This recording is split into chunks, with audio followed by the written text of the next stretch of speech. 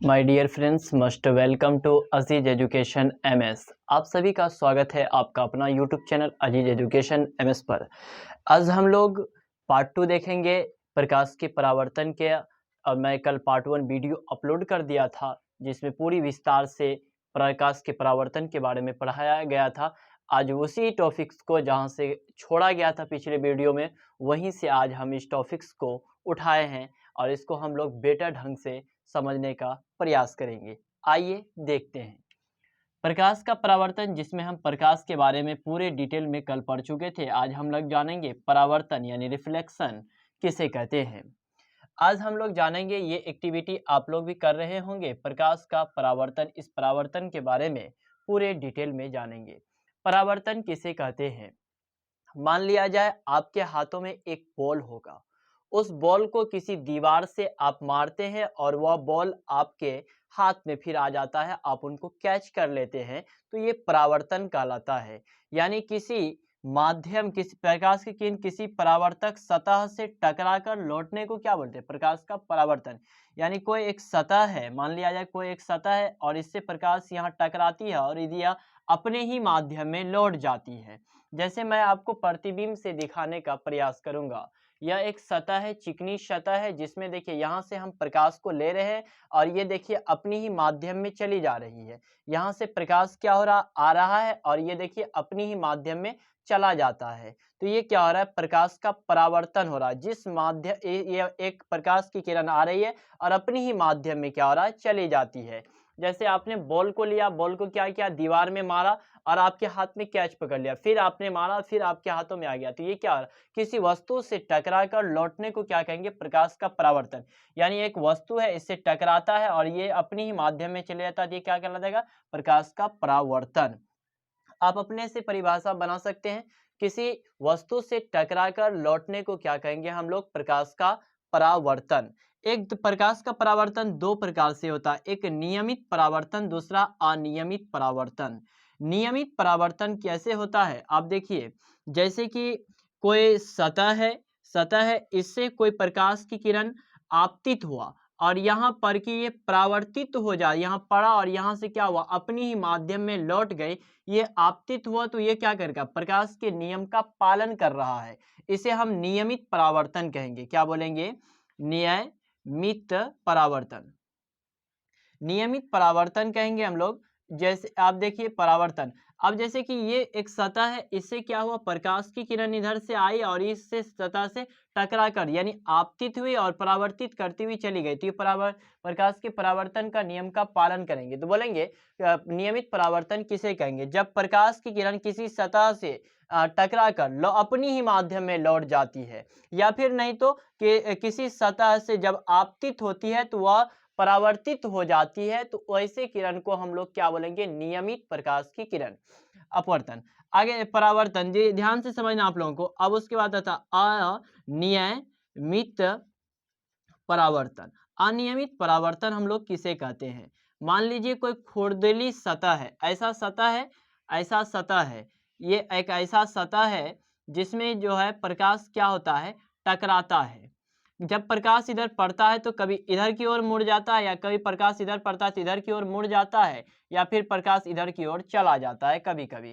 तो ये क्या हो रहा, अनियमित हो रहा। मान लिया जाए आप किसी बॉल को, किसी खुरदीला दीवार है, उस पर आप मारेंगे तो बॉल को आने की इस दिशा होगी, लेकिन क्या होता है, बॉल इधर की ओर कभी कभी चली जाती है। तो ये अनियमित हो रहा है, इसलिए कि प्रकाश का परावर्तन का ये पालन नहीं कर रहा है। तो वैसा जिसमें परावर्तित किरण आप प्रकाश के नियम का पालन नहीं करता है, उसको हम अनियमित प्रकाश के परावर्तन कहेंगे। आइए समझते हैं अब हम प्रकाश के परावर्तन के नियम। प्रकाश के परावर्तन के नियम क्या होता है, जैसे आप समझने का प्रयास कीजिए, ध्यान से देखिए। मान लिया जाए ये कोई एक परावर्तक सतह है, क्या है, परावर्तक सतह है, परावर्तक सतह है और इस पर जो है कोई प्रकाश की किरण आ रही है। ये प्रकाश की किरण आ रही है और ये क्या हो रहा है, अपने ही माध्यम में चली जा रही है, ये चली गई, तो ये क्या हुआ, प्रकाश का परावर्तन हुआ। प्रकाश का परावर्तन सेम उसी प्रकार से, ये एक परावर्तक सतह है, इस सतह से कोई प्रकाश की किरण आती है, तो जब आती है प्रकाश की किरण तो उसका नाम देते हैं आपतित किरण। क्या देते हैं? आपतित किरण। और फिर अपने ही माध्यम में वापस चली जाती है तो इसको हम बोलते हैं परावर्तित, यानी कि प्रकाश चली जा रही है तो ये परावर्तित हो रही है। और इस बीच में जब आप मैथ में पढ़े होंगे तो एक लंब गिरता है। क्या होता है? लंब। कोई रेखा है और इस रेखा पर एक रेखा खींच जाती है तो यहाँ पर 90 डिग्री का एक कोण बनता है। तो सेम उसी प्रकार से यहाँ पर भी एक यहाँ कोण बन रहा है, एक यहाँ कोण बन रहा है। तो ये आपतित के बगल में और अभिलंब के बीच में इस कोण, इसको बोलते हैं अभिलंब, इसको बोलते हैं अभिलंब। और इस बिंदु जो यानी यहाँ पर जब आपतित किरण किसी परावर्तक सतह के जिस बिंदु पर मिलती है इसको बोलते हैं आपतन बिंदु। क्या बोलते हैं हम लोग? आपतन बिंदु। बच्चों यहाँ पर ही परिभाषा आप लोग याद कर लेंगे। आपतन बिंदु, ये जो परावर्तक आपतित किरण और अभिलंब के बीच में कोण है, इस कोण को हम लोग बोलते हैं आपतन कोण। क्या बोलते हैं? आपतन कोण। और यहाँ पर ये जो है परावर्तित किरण के बगल में जो कोण बन रहा है, परावर्तित किरण और अभिलंब के बीच में जो कोण बन रहा है इसको बोलते हैं परावर्तन कोण। क्या बोलते हैं? परावर्तन कोण। ध्यान से समझिएगा। अब ध्यान से समझना है कि हम कहेंगे किसे आपतित किरण। आपतित किरण किसे कहते हैं? यहाँ पर ध्यान से देखिए, एक एक करके परिभाषा आप लोगों को हम याद करा देंगे। आपतित किरण, जब किसी परावर्तक सतह से कोई किरण आती हुई प्रतीत होती है तो उस किरण को ही हम क्या बोलेंगे? परावर्तित किरण। इसलिए आपतित किरण किसी एक परावर्तक सतह पर जिस बिंदु पर आकर मिलती है उस बिंदु को हम लोग क्या बोलेंगे? आपतन बिंदु। आपको कोई पूछे आपतित किरण किसी परावर्तक सतह पर किसी किरण, जब प्रकाश की किरण आती है तो उस किरण को ही आपतित किरण कहेंगे। उसके बाद आता है आपतन बिंदु, 2 नंबर में आता है आपतन बिंदु। आपतन बिंदु हम लोग किसे कहेंगे? जब परावर्तक सतह के पर जब आपतित किरण जिस बिंदु पर मिलती है उस बिंदु को ही हम लोग क्या बोलते हैं? आपतन बिंदु। आपतन बिंदु यानी जब परावर्तक सतह है, इस सतह पर कोई आपतित किरण आकर मिल रही है जिस बिंदु पर, उस बिंदु को हम लोग क्या बोलेंगे? आपतन बिंदु। आप लोग आपतन बिंदु का भी परिभाषा समझ गए होंगे। अब है अभिलंब किसे कहते हैं? आपतित किरण और परावर्तित किरण के बीच में डलने वाले लंब को ही क्या बोलते हैं? अभिलंब। अभिलंब कहते हैं हम लोग। क्या कहते हैं? अभिलंब कहते हैं। उसके बाद आता है आपका आता है आपतन कोण। क्या आता है? आपतन कोण। आपतन कोण किसे कहते हैं? परावर्तित किरण और अभिलंब के बीच में। ये देखिए परावर्तित किरण है, अपवर्तित किरण है, ये अपवर्तित किरण है और ये अभिलंब है, सॉरी ये परावर्तित किरण है और ये अभिलंब है। इन दोनों के बीच में जो ये कोण बन रहा है, इस कोण को ही हम लोग क्या बोलते हैं? आपतन कोण बोलते हैं। यानी परावर्तित किरण और अभिलंब के बीच में बनने वाले कोण को क्या बोलते हैं? आपतन कोण। अब आता है परावर्तन कोण। हम लोग पढ़ेंगे आगे परावर्तन कोण। परावर्तन कोण समझिए किसे कहते हैं? ये अभिलंब को देख रहे हैं और ये परावर्तित, यानी जब प्रकाश की किरण आ रही थी तो ये अपने माध्यम में परावर्तित हो गई। जो आती है उसको आपतित कहते हैं, जो चली जाती है उसको परावर्तित कहते हैं हम। तो ये क्या हो रहा? अभिलंब और परावर्तित के बीच में बनने वाले कोण को क्या बोलते हैं? परावर्तन कोण। क्या बोलते हैं? परावर्तन कोण। अभिलंब और परावर्तन के बीच में बनने वाले कोण को क्या बोलते हैं? परावर्तन कोण। उम्मीद है कि आप इस चारों टॉपिक्स को समझ गए होंगे। अब इसके 2 नियम होते हैं। क्या होते हैं?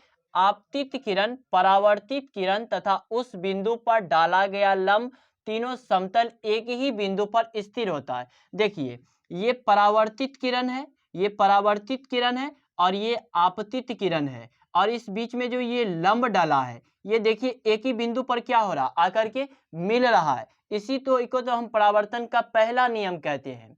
दूसरा नियम समझिए, आपतन कोण का मान परावर्तन कोण के मान के बराबर होता है। जितना इस परावर्तन कोण का मान होगा उतना ही इस परावर्तन कोण का भी मान होगा। जितना इस अपवर्तन कोण का मान उतना ही परावर्तन कोण का मान। तो ये दोनों क्या हो रहा? अपने अवस्था में बराबर है, इसलिए इस कोण का नाम आई दिया जाता है और इस कोण का नाम आर दिया जाता है। तो कोण आई और कोण आर क्या होता है? बराबर होता है। आइए अब अगला टॉपिक्स को हम लेते हैं जिसका नाम है प्रतिबिंब। यकीनन इस वीडियो में ही आप पूरे टॉपिक्स को समझ लेंगे, आप खुद से ही परिभाषा फिजिक्स का देना शुरू कर देंगे। उम्मीद है इतना तक आप समझे होंगे। अब आइए प्रतिबिंब किसे कहते हैं। प्रतिबिंब, आपके जैसा ही कोई प्रतिबिंब बने, जैसे यहाँ पर ये एक प्रतिबिंब है, इसमें देखिए मेरे जैसा सेम सिंबल इसमें भी बन रहा है ना, इसमें जो बन रहा है ना, आप दिखा दे रहा होगा आपको, इसमें जो सेम बन रहा है ना ये प्रतिबिंब, ये जो बन रहा है ना, इसको हम लोग क्या बोलेंगे। अब देखिए ये प्रतिबिंब बिल्कुल सेम बन रहा है इसमें, तो ये जो मैं ओरिजिनल हो गया, इसमें मेरा ही प्रतिबिंब बन रहा है, तो यही तो प्रतिबिंब कहलाता है। आगे देखिए आपको हम परिभाषा से समझाते हैं। जैसे किसी बिंदु स्रोत से आती हुई, किसी बिंदु स्रोत से आती हुई प्रकाश की किरण दर्पण से परावर्तन के बाद जिस बिंदु पर मिलती है, उस बिंदु से आती हुई पड़ती उसे प्रतिबिंब कहते हैं। अब मेरा जो प्रतिबिंब बना किस में बना, दर्पण में बना, उसमें कुछ ना कुछ प्रकाश की माध्यम होगी, फिर तो हमारा प्रतिबिंब उसमें क्या हुआ, दिखाई दे दिया, तो उसी को हम लोग प्रतिबिंब कहते हैं। उम्मीद है समझ में आया होगा आपको। अगला टॉपिक है आपका दर्पण किसे। प्रतिबिंब दो प्रकार के होते हैं, आपको ऑब्जेक्टिव में पूछता है कभी कभी प्रतिबिंब कितने प्रकार के होते हैं, तो प्रतिबिंब दो प्रकार के होते हैं। एक काल्पनिक प्रतिबिंब होता है, दूसरा वास्तविक प्रतिबिंब होता है। काल्पनिक प्रतिबिंब और वास्तविक प्रतिबिंब को हम लोग आइए समझते हैं। काल्पनिक प्रतिबिंब और एक होता है वास्तविक प्रतिबिंब।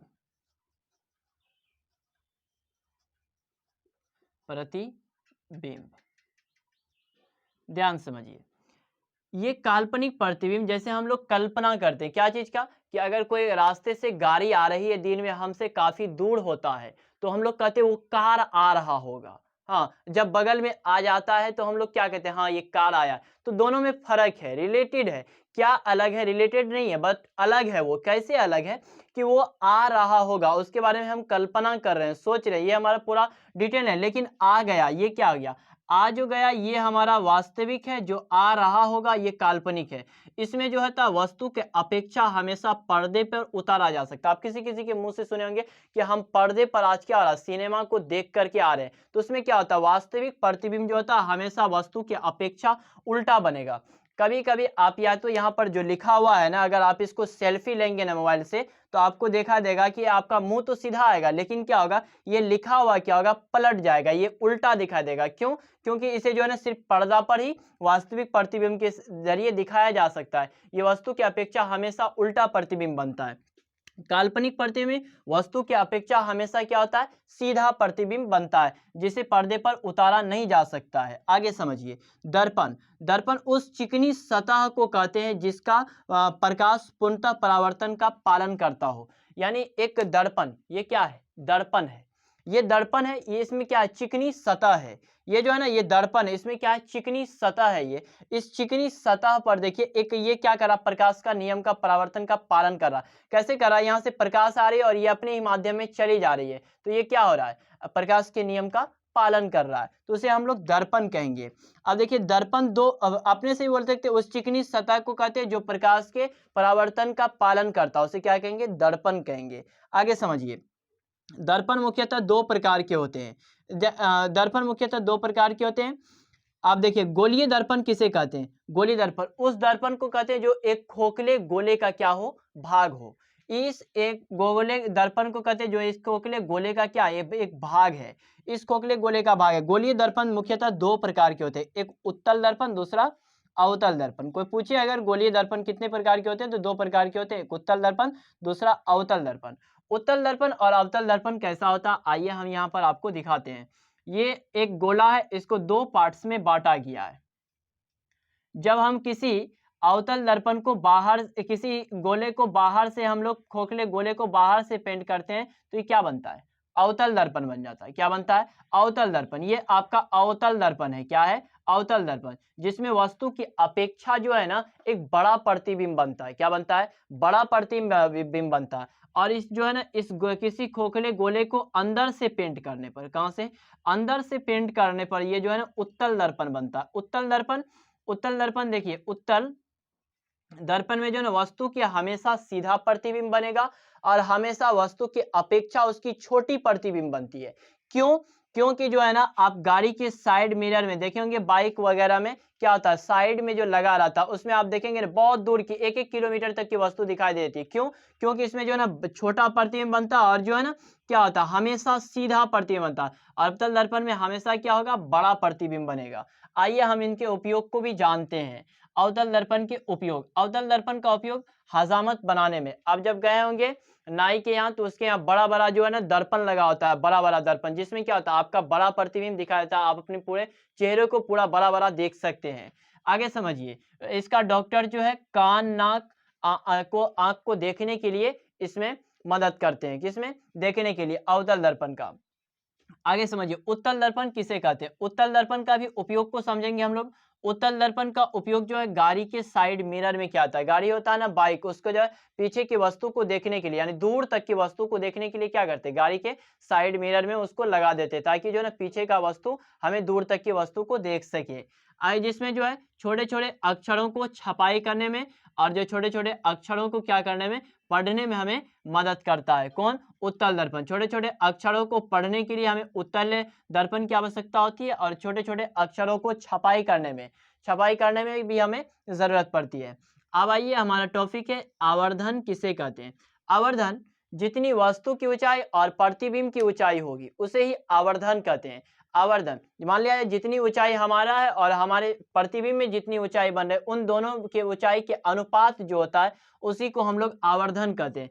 आवर्धन को हम लोग m से सूचित करते हैं और एक प्रतिबिंब की ऊंचाई h मान लेंगे तो वस्तु की ऊंचाई h डॉट मान लेंगे, ये हम मान सकते हैं। या वस्तु की ऊंचाई h डॉट मानेंगे तो प्रतिबिंब की ऊंचाई h मानेंगे। ये आपसे पूछा जाता है, कभी कभी आवर्धन बराबर होता है, ये आपको पूछा जाता है। अगर आपको यहाँ से एक ऑब्जेक्टिव पूछा जाएगा, निर्वात में प्रकाश की चाल कितना होता है, तो 3 × 10⁸ मीटर प्रति सेकेंड होता है। ये सब सवाल पूछा जाता है आपको, यहाँ से आपका एक भी क्वेश्चन नहीं छूटेगा। उम्मीद है एग्जाम में आपको पढ़ करके ये टॉपिक समझ में आया होगा। अब मैं नेक्स्ट वीडियो में आपके लिए ऑब्जेक्टिव क्वेश्चन लाऊंगा। आज के लिए इतना ही, मिलते हैं नेक्स्ट वीडियो में। Okay, thanks, bye, take care you.